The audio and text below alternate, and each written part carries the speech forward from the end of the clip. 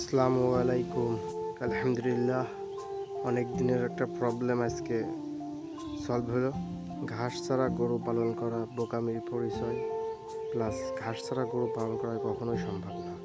তো অনেক দিন যাবৎ আমাদের এই ঘাসের জমিটা পতিত পড়েছিল, যেখানে পূর্বে ঘাস ছিল, কিন্তু গত বর্ষায় ঘাসগুলো নষ্ট হয়ে গেছিল, যার কারণে জমিটা অযথা পড়েছিল। প্লাস ঘাসগুলো নষ্ট হওয়ার পেছনে কারণ ছিল জমিটা নিচু এবং বর্ষার সময় পানি বেঁধে যায়, যার কারণে ঘাসগুলো আস্তে আস্তে নষ্ট হয়ে যায়। তো অনেক দিন যাবৎ এটার কোনো সমাধান খুঁজে পাচ্ছিলাম না। তো আস্তে আস্তে এটা বুঝতে পারলাম, এটা জমিটা আমার কিছু অংশ নিচু, কিছু অংশ উঁচা। যদি ধান লাগানোর জন্য জমি যেভাবে তৈরি করে ওইভাবে তৈরি করা হয়, তাহলে হয়তো এই বর্ষায় খুব একটা প্রবলেম হবে না। তো জমিগুলো আস্তে আস্তে চাষ দিয়ে অনেক করে জমিটা প্রস্তুত করতে হবে, যেহেতু এখানে পূর্বে ঘাস ছিল অতিরিক্ত ছোট ঘাস, যার কারণে মেশিন দিয়ে চাষ দেওয়া খুব কষ্ট হতেছিল।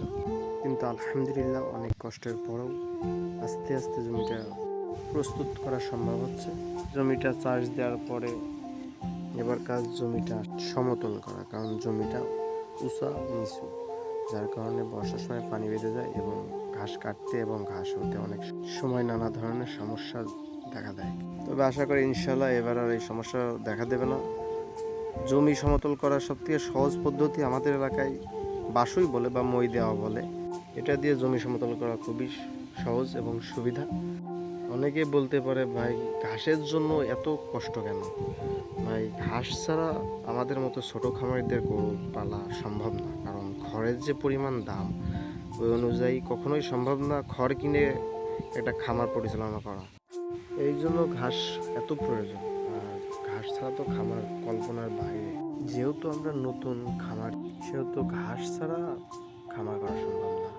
তাই সর্বোচ্চ চেষ্টা যতটুকু পারা যায় ততটুকু ঘাসের জমি তৈরি করা, এবং আলহামদুলিল্লাহ অনেক কষ্টের পরে জমিটা সমতল করা সম্ভব হয়েছে।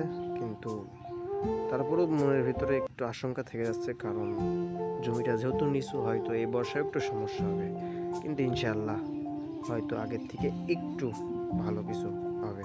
জমিটা চাষ করার পরে এবার কাজ কাটিং রেডি করা এবং জমিটা কিছুদিন এভাবে রেখে দেওয়া, কারণ জমিতে অনেক পানি বেঁধেছে, পানিগুলো আস্তে আস্তে শুকিয়ে গেলে তারপরে ঘাসগুলো